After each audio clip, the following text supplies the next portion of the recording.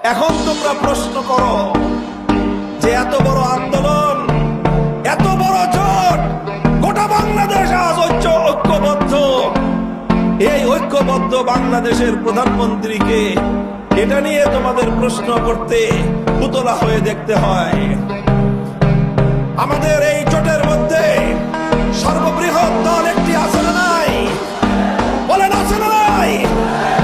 সেই দলের একজন আমির আছেন না নাই?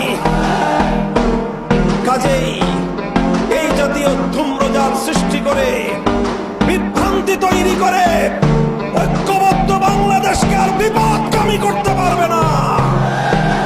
আমরা বলতে চাই 10 দলীয় যে ঐক্য গঠিত হয়েছে কোন একক নেতার নেতৃত্ব প্রতিষ্ঠার জন্য নয়। 10 দলীয় ঐক্য গঠিত হয়েছে কোন শুধুমাত্র একটি দলের স্বার্থ উদ্ধার করবার জন্য নয়। 10 দলীয় ঐক্য গঠিত হয়েছে 10টি দলের ভাগ্য করবার জন্য নয়। 10 দলীয় ঐক্য গঠিত হয়েছে বাংলার মানুষের ভাগ্য করবার জন্য। 10 দলীয় ঐক্য নির্বাচন করছে নিজের দলকে প্রতিষ্ঠা করবার জন্য নয়। 10 দলীয় ঐক্য নির্বাচন করছে বাংলার মানুষের ভাগ্য পরিবর্তন করবার জন্য।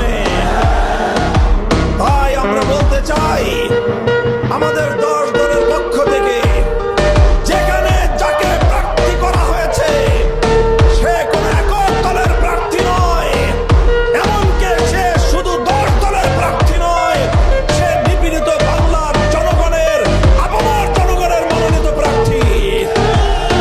ডক্টর শফিকুল ইসলাম মাসুদ একটি অপার সম্ভাবনাময় মেধাবী মুখ। সে শুধু বাউফলের কৃতি সন্তান নয়, সে শুধু পটুয়াখালীর সন্তান নয়, সে আগামী বাংলাদেশের অন্যতম এক উজ্জ্বল নক্ষত্র।